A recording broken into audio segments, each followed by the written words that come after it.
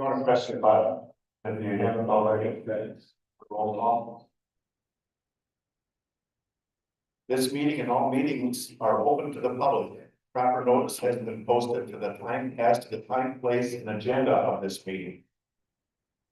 What does the roll call show?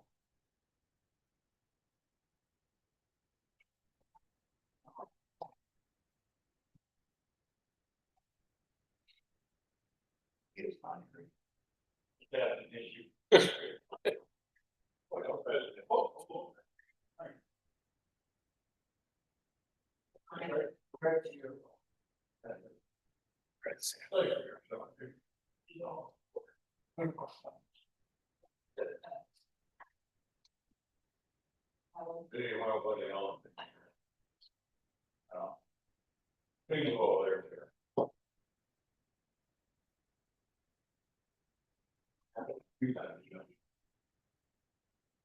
Okay, Kelly, the roll call Kelly will show that we have 18 members present and 9 absent.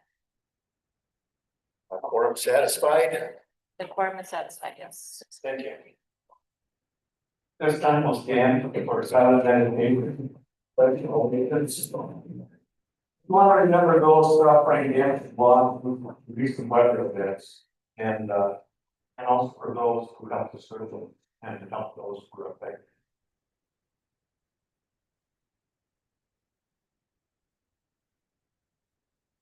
I pledge allegiance to the flag of the United States of America and to the republic which stands one nation under God, indivisible, with liberty and justice for all.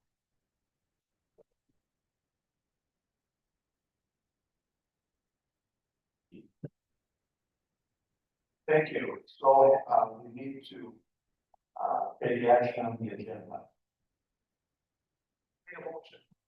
Thank you. There's moved by Supervisor Arnold to approve. Is there a second? Awesome. And moved by Supervisor Straker to second. Any questions? Okay. Please vote.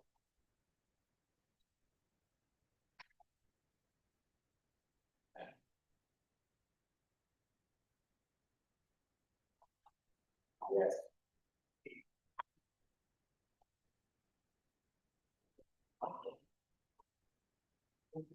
Brother Mark is still not working. Why it's not working?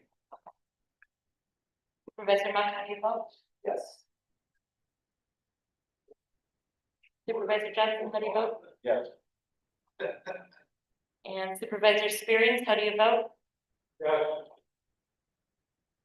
Last chance to vote. That carries. What's there, 21-0. My initial roll call of 18 was incorrect. We do have 21 members present. Okay, then we need to act on the minutes from July 15th, 2025. Motion to approve. Thank you. Moved by Supervisor Graber, seconded by Supervisor Fedorowicz. Any discussion? Go ahead and vote.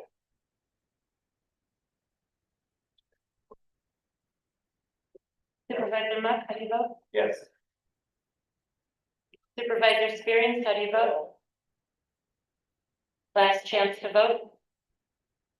That carries 21-0. So now we'll move on to resolutions. Resolution number 9, 2025-2026. Amend Wilkes County Code of Ordinance number 45 of the General Code of Ordinances, Comprehensive Plan Act. Right. Now therefore, let it be resolved that the Wilkes County Board of Supervisors adopts an ordinance amending the comprehensive plan map as originally adopted in ordinance number 45 and has been from time to time amended as follows.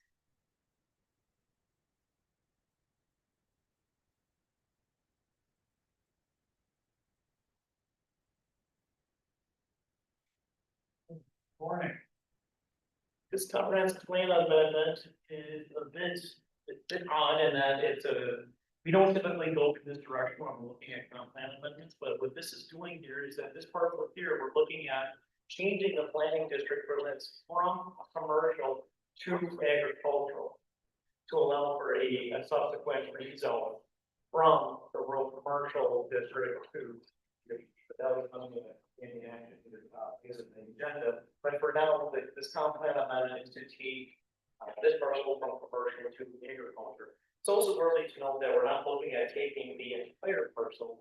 The structure that you see on that southwestern corner, that is going to be kept behind to see the line in there, but that's going to be kept as commercial. Any questions?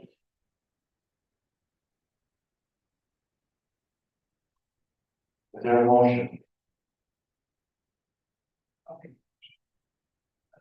Thank you. Thank you. Moved by Supervisor Hurdle, seconded by Supervisor Will to approve resolution number 9/2025-2026. Go ahead and vote. Supervisor Mott, how do you vote? Yes. Supervisor Shower, how do you vote? Yes.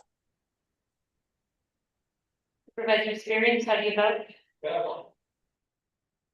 Last chance to vote. That carries 22-0. Okay, thank you. Now we'll move on to ordinances. Ordinance 2025-834, amendment to chapter 34, petition number C-009-2025, Town of Helvetia, JP Media Holdings LLC for a zone map amendment from the rural commercial neighborhood RCN district to the agriculture and woodland transition AWT district on approximately 19.76 acres. So this is the companion action that I'm referring to where now that we have just changed the comprehensive plan for that area, this is the secondary action, taking it from the rural commercial neighborhood to AWT. The intention behind this is because there is currently livestock out there, they've taken cutting technique out there as well. And in the future, they're looking at, they have a subdivision, already not a subdivision, but they've subdivided it, and they're looking at building a single family. Yes, Supervisor Eisentraut. Thank you, sir. Second. Thank you. Moved by Supervisor Eisentraut, seconded by Supervisor Vasquez to approve ordinance 2025-834. Go ahead and vote. Supervisor Shower, how do you vote? Yes. Supervisor Mott, how do you vote? Yes. Supervisor Spears, how do you vote? Yes. Last chance to vote. That carries 22-0. Then the next one, B on the agenda, 2025-835, amendment to chapter 24, petition number Z-010-2025, Town of Dayton. Aaron R. Neiman for a zone map amendment from the agriculture and woodland transition AWT district to the rural residential RR district on approximately 0.851 acres. So this issue here is to really, we're doing two things. We're fixing a long-term issue that has been a thing out there for a long time. You'll see that area that's RR, or that stands for rural residential, how small that is. So basically what's happened over time, or at some point in history, that parcel line was created basically hugging the structure that's around there. It's an extremely small parcel, and what they're looking at doing is they want to put on an addition. In order for them to be able to put on that addition, they need to move that parcel line out. They need more room essentially to be able to meet all the proper setbacks. And because it's a different zoning district than the parcel surrounding it, it needed to be the same, either go to rural residential to EWT to allow for that parcel change for that boundary line adjustment. In our zoning ordinance, it's a violation of zoning district on one. We need to first get that parcel the same district. Any questions? Thank you, there's a second. Thank you. Moved by Supervisor Z, seconded by Supervisor Shaw to approve ordinance 2025-835. Go ahead and vote. Supervisor Schauer, how do you vote? yes, Supervisor Mott, how do you vote? Yes. And Supervisor Spearings, how do you vote? Last chance to vote. That carries 22-0. Then we'll move on to item 9 on the agenda, contracts. So who's going to present? So the first contract is gonna be to approve consult contract with the Diversified Services Network. And the motion was made by Supervisor Doggett, seconded by Supervisor Morak to approve a 3-year contract for $14,774. This contract are required to have an indirect cost plan based upon our rental funding. And so this combined with service. This is a slight increase from our previous three-year contract, of 4,800 or 4,825 from previous 3 years. So we are required to have this plan done. So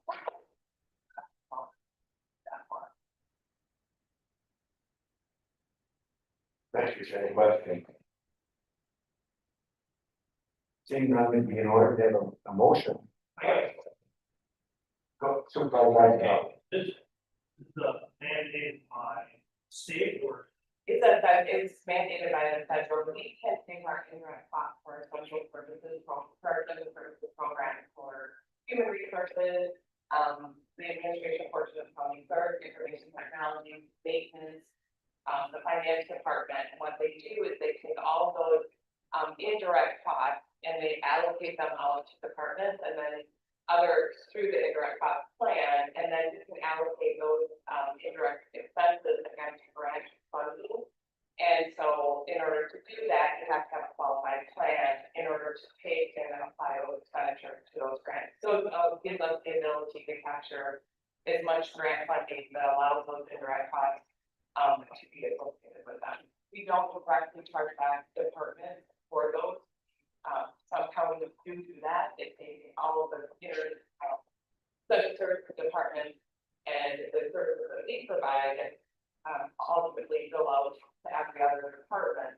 But we don't do that. It's just a way of you have to have the plan done in order for the federal government to allow us to charge those indirect costs to those programs. I was unaware. So it's a necessary step if we want to apply for a number of grants. It's a necessary step in order to apply those indirect costs to those grant programs and in order to capture all the revenues that are allowed to capture on those grants. It is most beneficial in the area of where the federal government continues to pay child support, economic support. Those, the federal grant portion of those continue to pay 66% on all expenditures. And so if we are applying some indirect costs to those, we continue to get 50% funding for those indirect costs for that funding. Thank you. Is that the same company as we had? Same, not the same company, the same individual. The company that we used to have is no longer in, I don't know if they're no longer, I don't think they're even in business anymore, but this gentleman has moved to a new company and that's the company who contracted with the last couple of We had a 3-year contract previously with this company, when he is the paying funding company and for the. yeah, they're referred, yeah, I'm sure mine was. Yes, yeah, it's the same individual that's been doing this for, well, I've been here for 30 years, so he's been involved with them for a number of years. Vice Mayor. The total amount is 14,774. It's over a 3-year period. That's why it's here at this level to approve the 3-year contract. Any other questions? motion approved. Thank you, sir.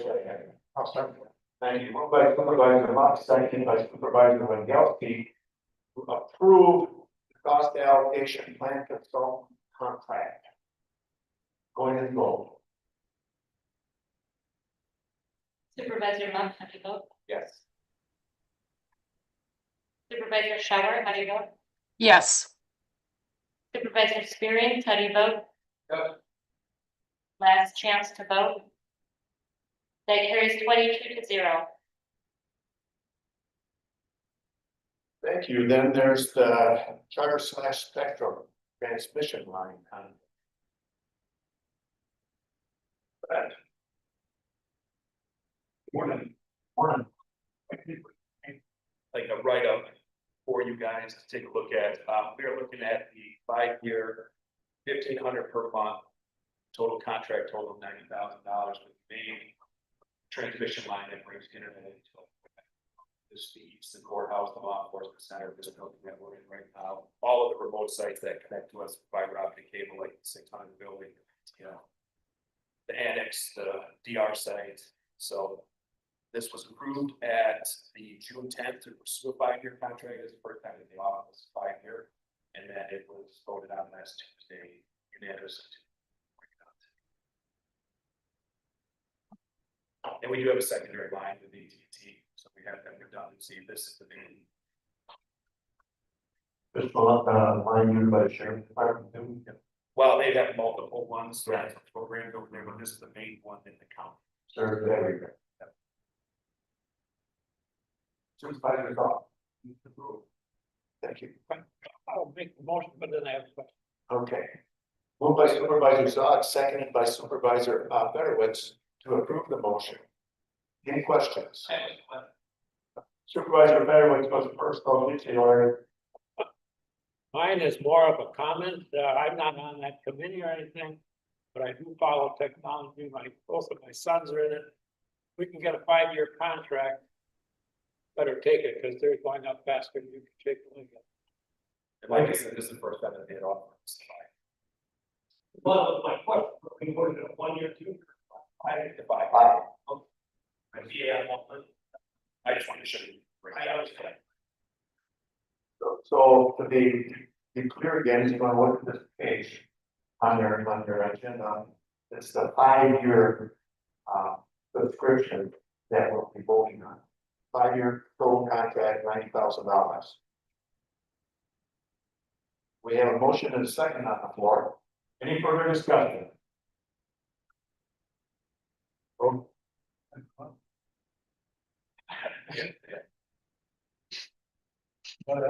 It's in the budget, I guess, so. Any other questions? Yes. How much many escalator did or that the locking rate? That clock. That's incentive to do the 5 years, because then we're locked in, they can't change that on us. Any other questions before we vote? Go ahead and vote.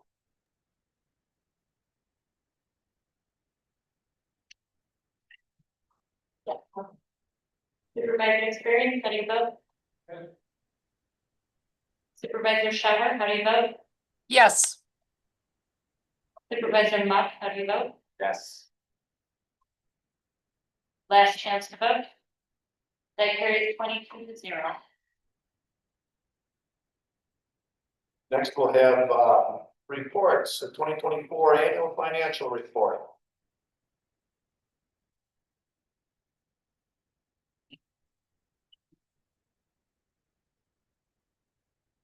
Hey, yes, sir. Good morning. I put here that the parties on 2024 annual financial report. We also have it posted on our website for anybody that wants to review it, but this is your copy to have. It is that I kind of hit some of the key points.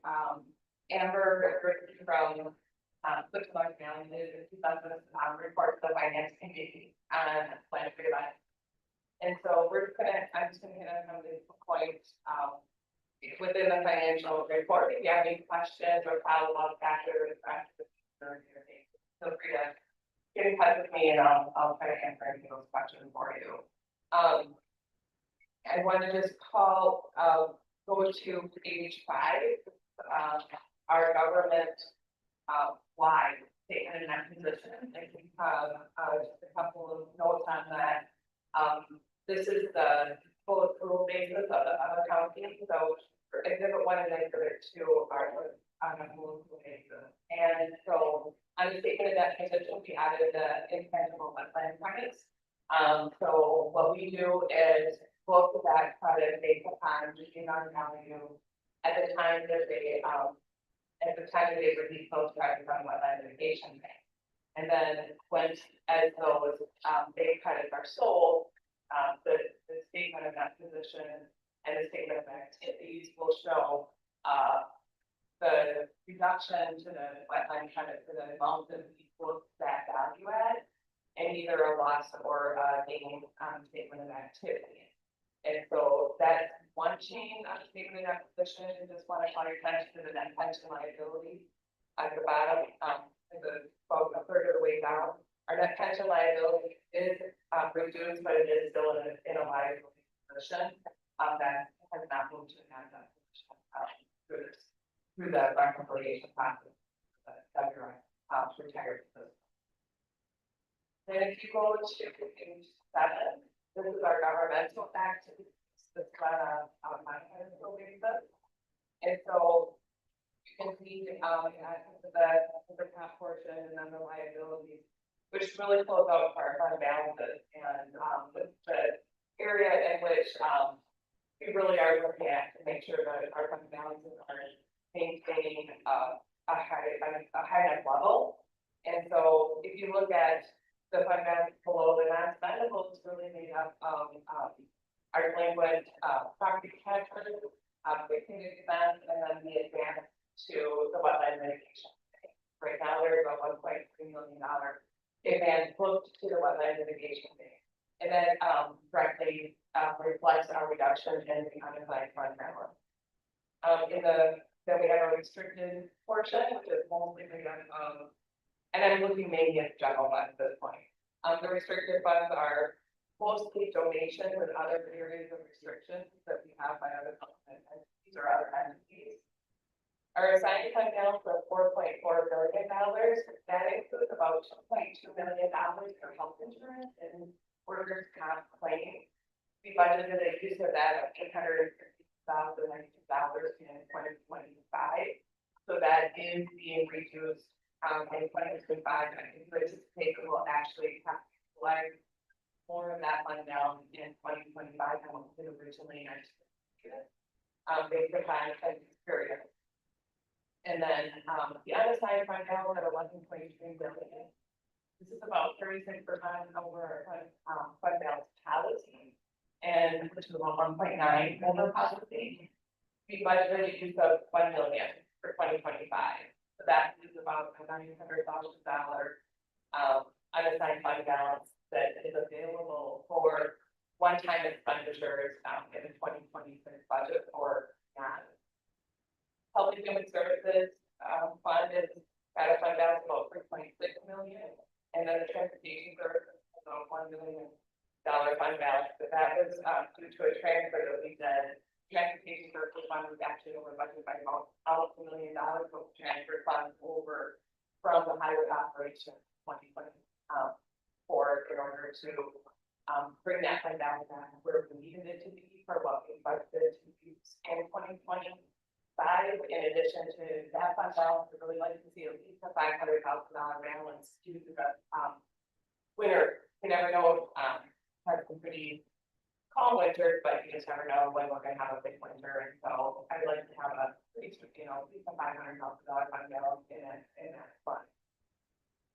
American Rescue Plan Act, this is interest earnings sitting in that fund. So we'll be transferring those interest earnings out.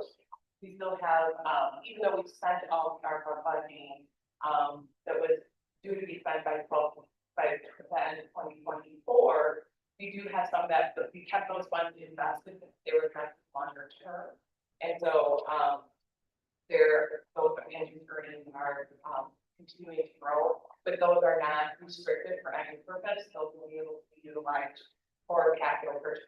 Well, we're not doing them for operating, because that, once we drop those funds out, will available. Earn that interest and the treasurer will not pull it out and pull it into the other investment. Once they liquid. Debt service fund at 1.5 billion, that is to pay down, interest payments, that's the bond premium that we received on our debt service. And so that will pay the interest payment in 2025 and a portion of the first payment in 2026.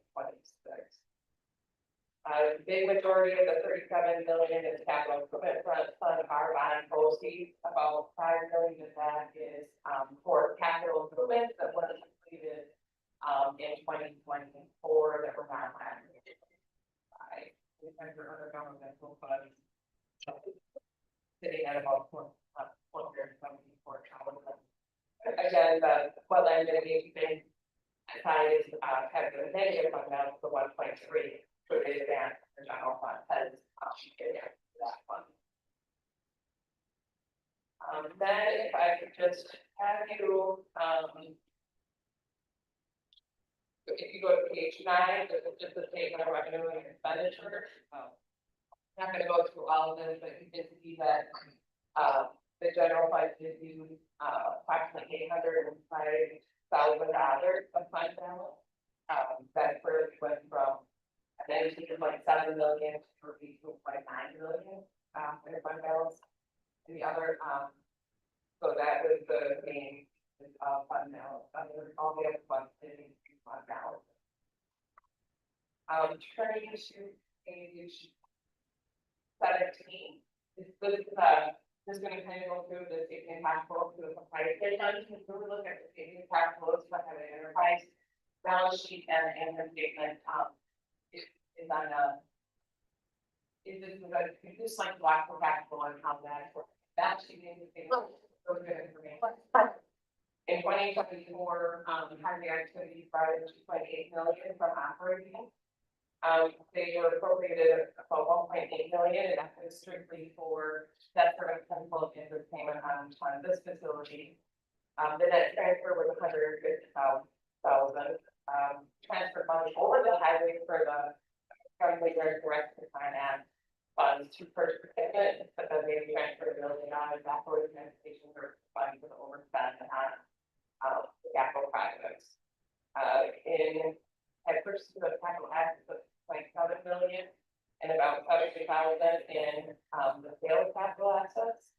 And then you see the debt service payments. So the net increase to cash in 2024 was $2,560. There was not much change in cash operations at highway fund. There is a lot of really good information in this report. I also wanted to call you to page 41. This is our annual debt, our debt service. Our total outstanding debt as of the end of 2024 was $51,415,000. And we have a debt limit, but we're well under our legal margin of debt. So we say that yes, we could borrow if we chose to do so. So that's where critical balance, and you can see what we're obligated to pay out in what years on that page. We if you're interested in page 48, it does show a list of all the fund balances, what they're either not restricted, committed, or accounted for. And then the last thing is on page 70, we talk about the compliance of the Environmental State Program.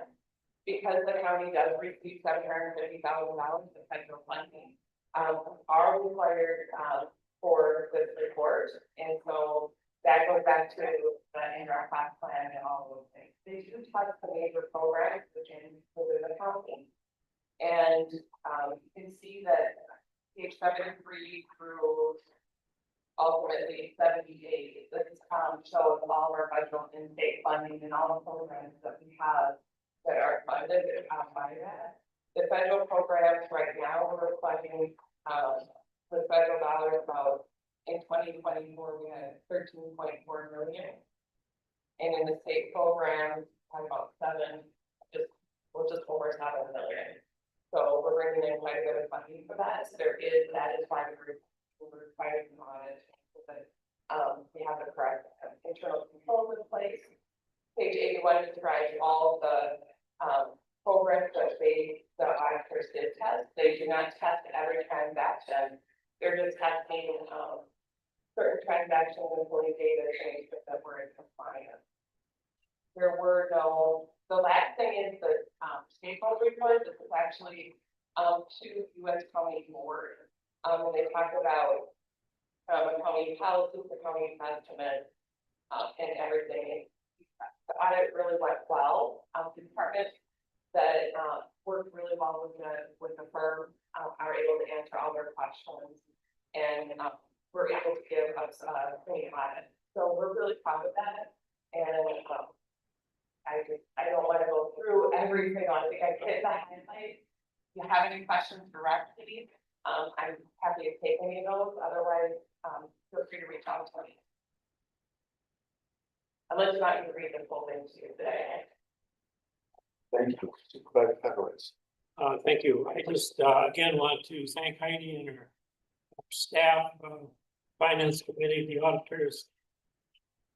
Basically did say what she said, that she doesn't like to brag, but they said she did an excellent job for the county. And as most of you know, she's gonna be leaving us eventually, so, yeah, very good. Thank you. It's a big deal to go through and on and not have any comments. Anyway. The departments do a really good job.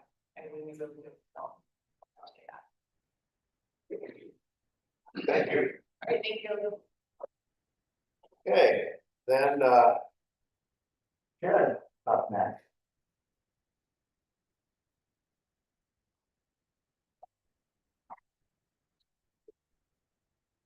Good morning. All right. I have from the public health annual report. We all have a hard copy of that. That's the full report. So all kinds of details are in that report. It's also available online. Local public health departments are required to provide an annual report. And then required to present that to the Board of Health and submit a copy to Wisconsin Department of Health Services, which by May 1st, that we have done. So I'm just gonna get some highlights from the annual report and presentation. Quick breakdown for public health. So there are some foundational services that both public health departments can provide, and those are usually broken down into these areas that I have severe access and emergency care, municipal disease, chronic disease and injury prevention, environmental health, maternal health, and family health, and then there's some additional capabilities. Our staff, there includes, we have 3.5 public health nurse positions, 3 environmental health positions, 3 home visiting positions, 3 WIC staff, and we also have administrative assistant, a community health educator, who also acts as our staff coordinator, and deputy outage, and then. Okay.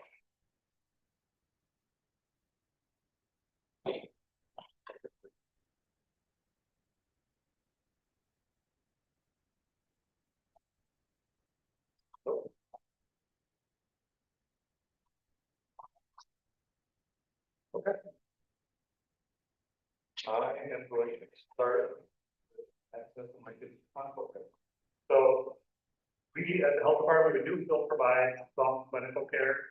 Most of what we do is referral to healthcare or clinical care, but we can still provide some. Just a quick highlight, we still do vaccination. We provide vaccination for underinsured and uninsured children and families. We have a few numbers from the last few years, so we're between 450 and 250 years of what we provide immunization. We can also provide immunization for others depending on what may be. So if there's some sort of emergency response or some sort of other event, our job is also to respond and, in those emergencies, we usually have more capabilities to provide vaccinations or other type of response for clinical care. One thing we also do is, we do quite a bit of outreach in the community. We do have, we offer clinics off site. So we are at Compassionate Connection in Clintonville, monthly we are at Core Behavioral Health. Monthly, we are at the Marion College Library, London Trinity Food Crystal Week Clinics, and that Project Whistle, we also will be there routinely to provide clinical care or just access to things. So just information on immunization, information on reproductive health, child car seats.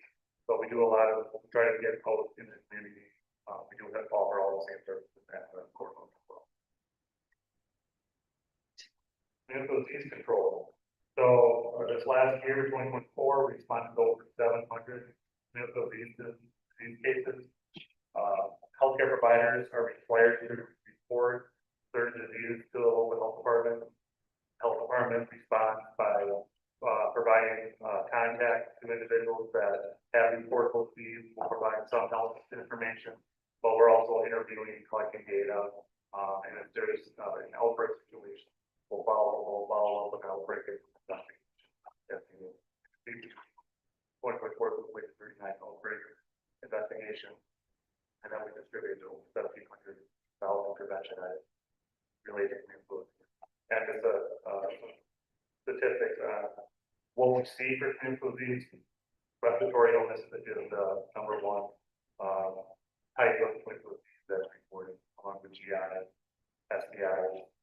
Tick-borne is also one of the year in year out as a pretty high disease that and then there's over 200 others that are reported. Another question. Yeah. I don't have my phone, but I can't Google it. Pertussis, what is that? What we call. Yeah, like I did, yeah, we have a highlight that we had the number of cases of that, which is an unusual year for us. Typically, you don't see that many cases, so that's something that had a little bit of a comeback right. Question on that, the vaccine for pertussis is also tetanus shot, is it a combination? I think that's right. Yes, pertussis is included in a combination shot, yes. A little bit more information on tick-borne illnesses. So this is something that Wisconsin, Midwest, and Wilkeston County, we see quite a bit of incidents with tick-borne illnesses. There's a handful of different types of illnesses. Lyme disease is the predominant one that we'll see. But 2021, as we had a higher amount. Not sure exactly why in 2021 we got a higher amount, and may have been had to do with that was right until COVID, and people were getting outdoors more and doing more things. So maybe a little bit more exposure, and not totally. But we're averaging around 150-ish per year, which is quite a few incidents for a healthcare side. And one thing that we do with tick-borne illnesses is we've got a really popular program where we have tick prevention kits to include like some repel, some tweezers, a little bit of an identification card that we can campground, the county parks, those types of things for people to utilize. We also have them in our regulations.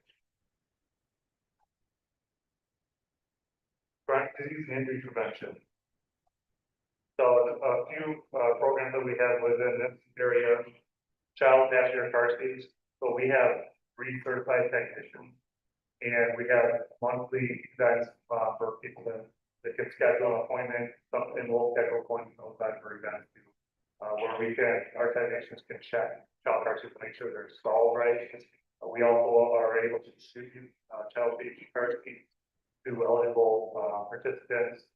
And you can see we've only had this program for the last 3 or 4 years, and you can see the increase in the volume of car seats and inspections that we've done. It's really been popular. This is another one that I mentioned we get out and do some events that will picture of one of our nurses here at one of the events in the county. We really try to get out and promote it. I think it's something that not everybody always knows that how to install car seats before it's installed correctly. So we provide that again, like I said, get the car seat through a grant with it, part of it. We also do some harm reduction, events and education, picture years with our, WS guy. Nursing students that helped us, we've done quite a bit of, Narcan education and distribution of Narcan, for naloxone, along with gun line kits, or gun line and, mental testing. We also, have 3 fatality review teams, which meet, quarterly, and we have 27 different agencies that participate in the fatality review, 40 different team members. And through the reviews, the ultimate, what we're looking to do is provide recommendations. For help prevent, fatality. Chronic disease. We don't actually have a lot of time, there aren't a lot of private programs available for us. One thing that we have had around the last 20 years is a program called Fit Families. Fit Families is a nutrition education and coaching program for families with young children, and it's to help, teach proper nutrition. And we see really good results from it. Before enrollment, you can see it on the graphic, how many children are eating 2 servings of fruits and vegetables and will be after they graduate from the program. It's moved up to 93 as well. And this is just one piece of that. This last year we had 49 parents coaching with 57 children.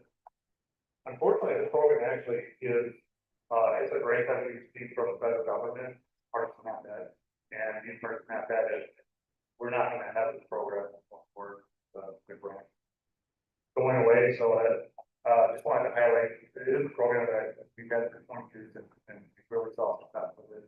But likely isn't something we're going to be able to do. So we'll see what we can do to keep working on this type of chronic disease issue. But we're going to probably have to find something new to work on. Environmental health. So environmental health, we have 2 things that we do in environmental health. We're in each of the state we work for. We work with the Department of Agriculture, Trade and Protection to license facilities, inspect facilities in the county. We also are an agency with the Department of Natural Resources to regulate some public drinking water systems, and then we also provide a number to protect our human health hazards. The first thing I want to highlight here is with our license facilities. So for the last, ever since I've actually been here, every year, the number of licenses that we've issued has gone up. So we're at our record number from last year with 630 licenses.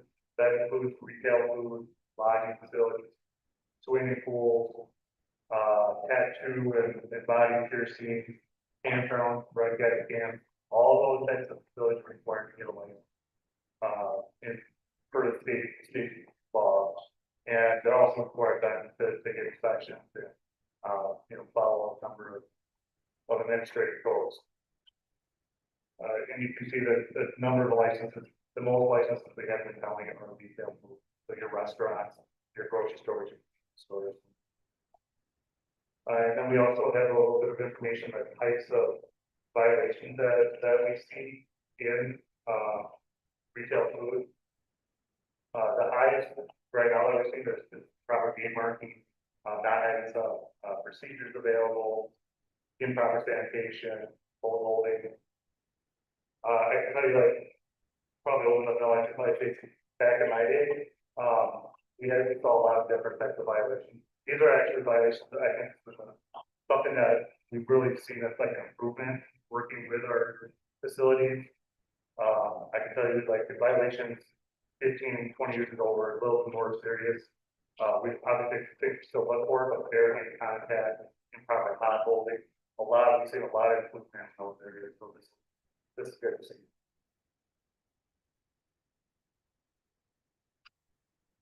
Drinking water. So I have a few drinking water tests. So we do have a lab in the public health department for testing drinking water. And last year, we processed over 1,600 water samples. We collected ourselves over close to 500 samples from public systems. And we performed 182 well water. These numbers are all records for our lab. The lab's been around since 2014, and it's continuing to get more and more popular. So we do all internally, all the public systems that we're required to get tested. We run those tests in the lab. Anybody in the community can provide samples they get tested from their private water lab. That's what we have on the dark number. The 270 are the public water system. 240 private water system, and that's this last year. We also ran this for bacteria sample. We ran over 400 samples for a special project that we partnered with Brian and landed one of the farms. So internally, we can test for bacteria and nitrate. We also take sample for arsenic. We send those to the Oshkosh to get tested. Same with nitrate samples. We have started building more capacity for types of tests that we do internally. We're doing 12 phosphorus, 12 solids right now, and I think there's probably opportunity for us to use that add a little bit more than that type of test that we have there. And again, I think we have a remodel. The lab has a much greater capacity, something that we're continuing to promote and hope is a conservative.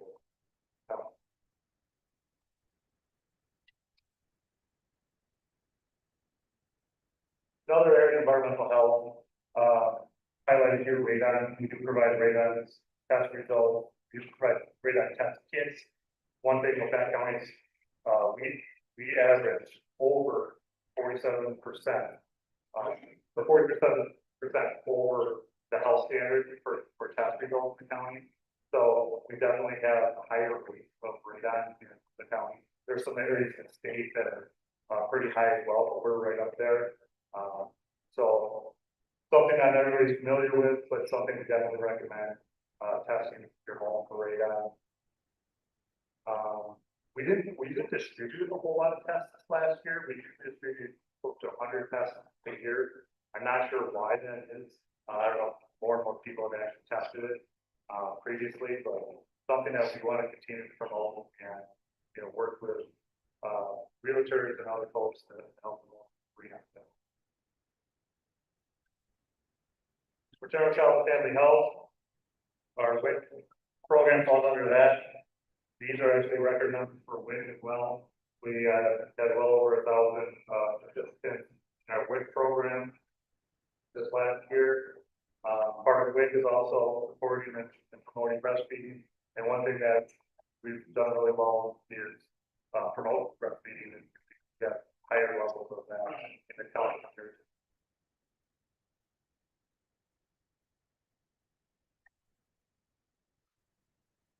Healthy Beginnings is our home visitation program. For the last 3 years, we continue to log more and more enrollments and client contact hours. It's our home visitation program I mentioned. So our staff will go out, visit homes, and provide parent education, help families that are referred to us for any type of support connecting to services. We can enroll any family that have children 0 to 5, and families will enroll, set the goals, and they graduate from the program. Another program that's also on the case program, which is our prenatal care coordination. Nurses can go out to do expecting moms and provide some education in prenatal as well.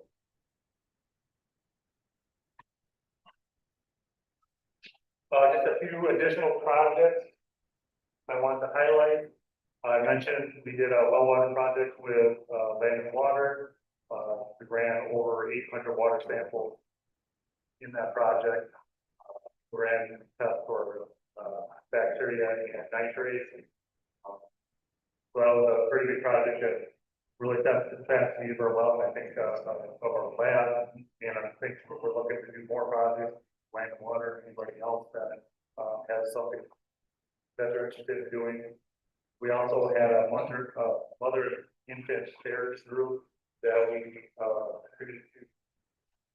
With W. Madison, this was a research project.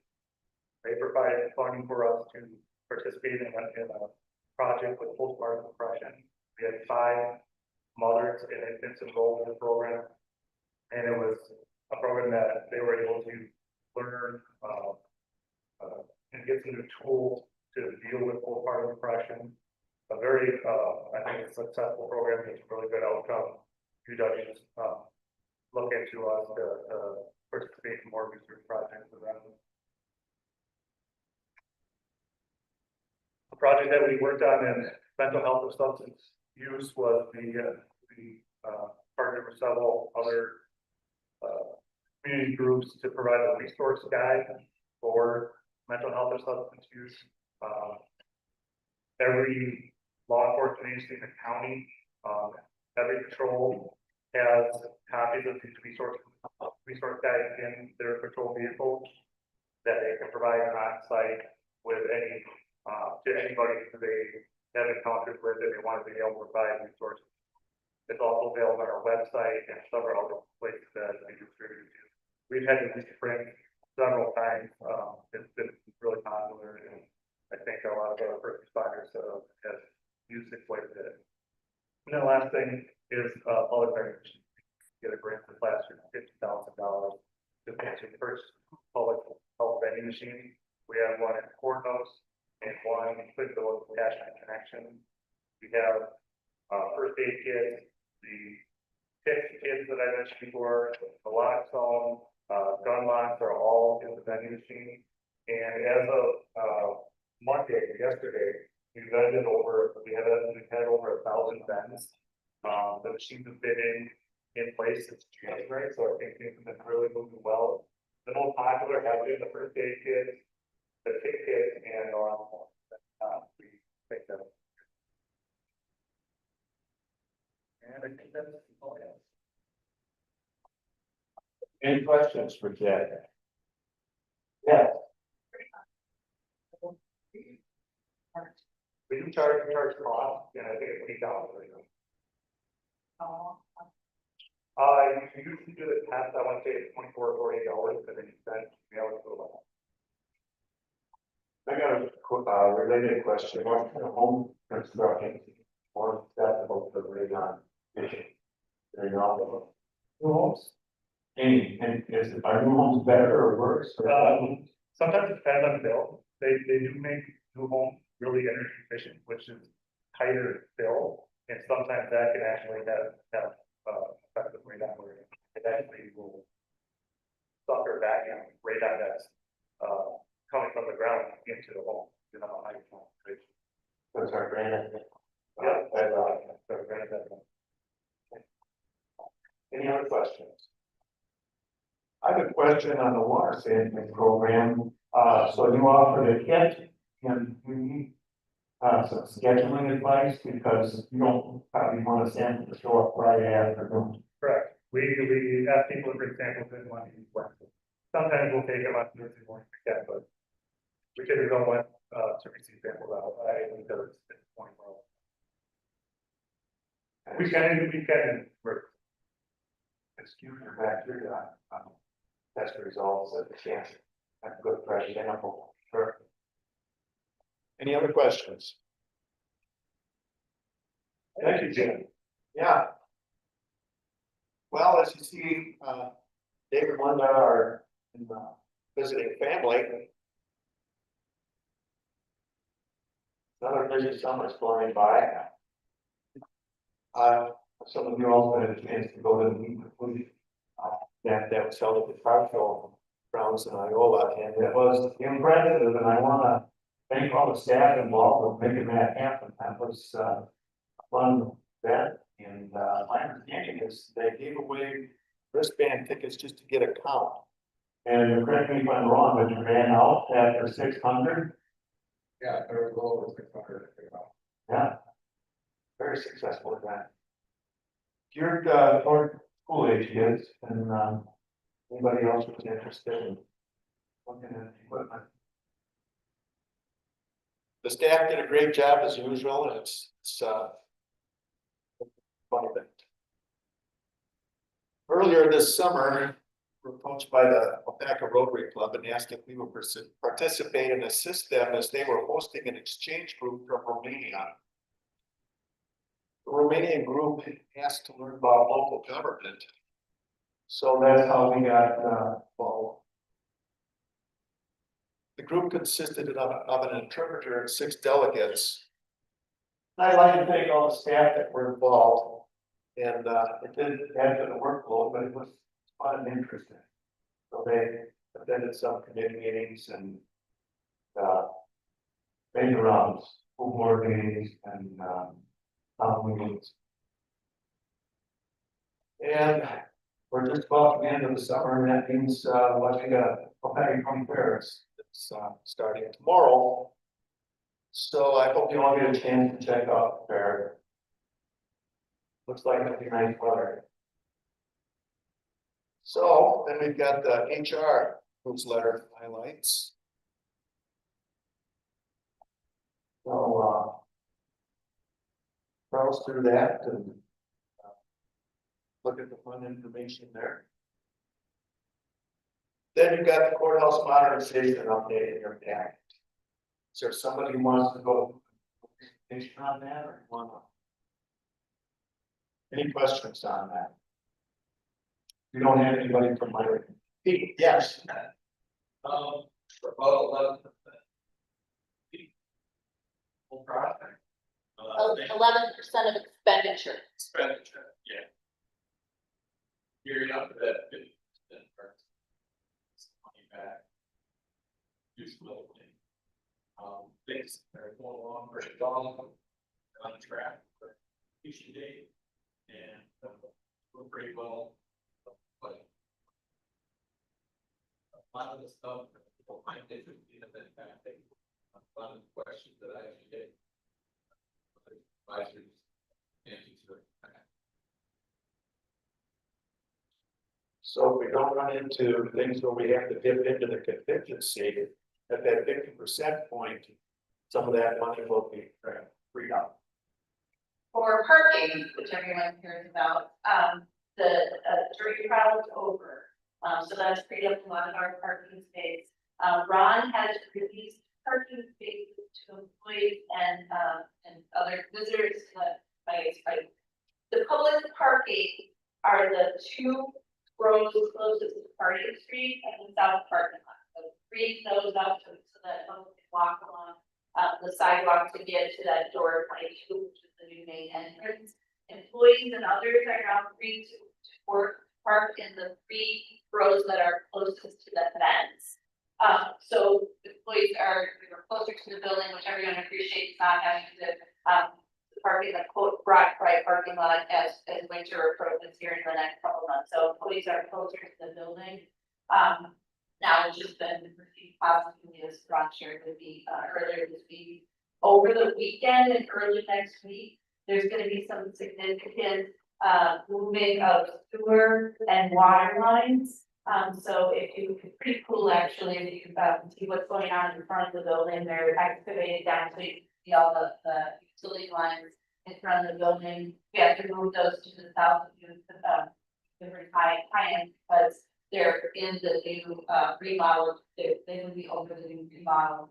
The new remodel will be over the current sewer and water lines. It's pretty big undertaking. It will affect the jail since the water in the jail is served by the same water line. So the jail staff is working with Ron and is up to date on how they keep our folks in custody healthy during the water shut off. But it's impressive. So and just sharing what's right about the project is a little bit ahead of schedule, and the one thing that came up was our allowance for the building permit from the city of Alpaca being underestimated by about $8,000. So it was a $240,000 building permit based on the cost of the remodel. So that by about $8,000. That was the biggest financial surprise so far, which is good far. So we have no material supply chain issues, and all of our major long lead items are in the country. Some of them are stored actually at the vault property, just, any other questions I'd have to ask or, you know, Supervisor Boxes that provide more information. Thanks, Diane. And Ron, Russell, come today to meeting with their people, they are identifying all of the cards right for this, so that's why I'm not here. In person. Well, that's it for this agenda.